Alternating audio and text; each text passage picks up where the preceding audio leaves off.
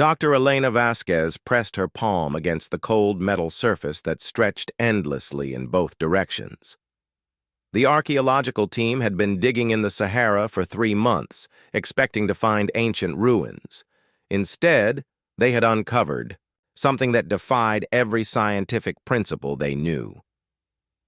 "The readings are off the charts," Marcus Chen called out, his voice echoing strangely in the vast underground chamber. The geologists' equipment hadn't stopped beeping since they'd broken through the sand layer. "Elena, this isn't possible. The metal, it's not from Earth."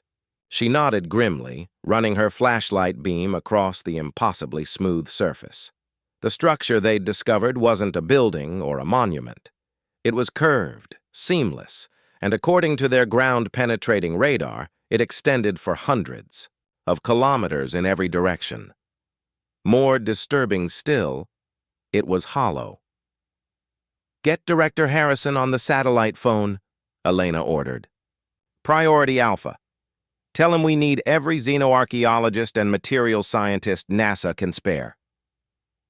3 weeks later, the dig site had transformed into a military compound.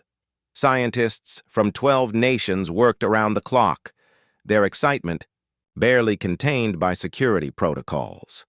What they'd found buried beneath the desert sands was a starship.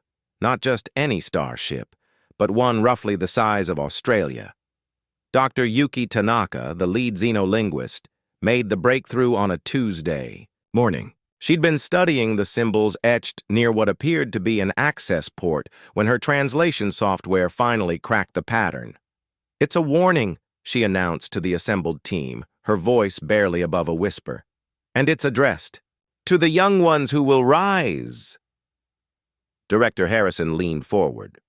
"What does it say?" Yuki's hands trembled as she read from her tablet. "To those who find this vessel, you are not alone in the cosmos, but you are precious beyond measure. We are the architects, and we built these ships as humanity's inheritance. When your species was young, we saw your potential, your courage, your refusal to surrender in the face of impossible odds." The room fell silent except for the hum of equipment. Elena felt goosebumps rise on her arms. "There's more," Yuki continued. "We buried 100 ships beneath your world's surface, each a continent unto itself. They sleep now, waiting for the day when humanity proves ready to claim the stars. The awakening requires something we observed in your kind alone among all species: the willingness to sacrifice everything for others, even strangers." Over the following months, ground-penetrating satellites located the other 99 ships, buried under Antarctica, the Pacific Ocean floor, the Amazon rainforest, the Himalayas, and dozens of other locations around the globe. Each was identical in size and design, each waiting. The breakthrough came when Captain Sarah Mitchell, a decorated Air Force pilot, accidentally activated the ship's systems. She'd been exploring a corridor when the walls began to glow with soft blue light. Emergency protocols kicked in as the entire archaeological team was evacuated, but Sarah refused to leave. "Someone's got to figure this out," she'd radioed back to the surface as massive sections of the ship began to hum with power. What happened next changed everything.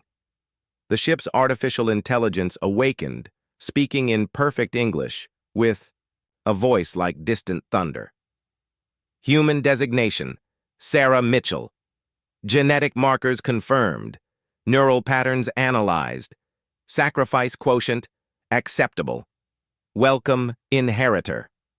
The AI explained that humanity had passed the first test simply by Sarah's willingness to risk herself for knowledge that could benefit others. But that was only the beginning. The ships would fully activate only when humanity as a whole demonstrated they were ready to become guardians of the galaxy, not conquerors. Over the next year, as word spread across Earth, something unprecedented happened. Nations that had been on the brink of war began cooperating. Resources were shared freely. The revelation that humanity had been chosen, tested, and deemed worthy of joining a cosmic community sparked a renaissance of human cooperation. Dr. Elena Vasquez stood on the command bridge of the first activated vessel, watching Earth shrink in the viewing portal. The ship, christened Unity's Dawn, housed 50,000 volunteers from every nation. Their mission, to find other young civilizations and guide them as the architects had guided humanity. "Ma'am," the communications officer called out, "we're receiving signals from deep space. It's the same frequency the architects used." Elena smiled, remembering the final message they'd discovered in the ship's databanks. "The young ones have become the guardians." The cycle continues. "May you find species as worthy as we found you." As Earth faded to a blue dot behind them, 99 more planet-sized ships began their awakening sequence across the globe. Humanity had finally come of age, ready to take their place among the stars, not as conquerors, but as the next generation of cosmic gardeners. The architects had been right.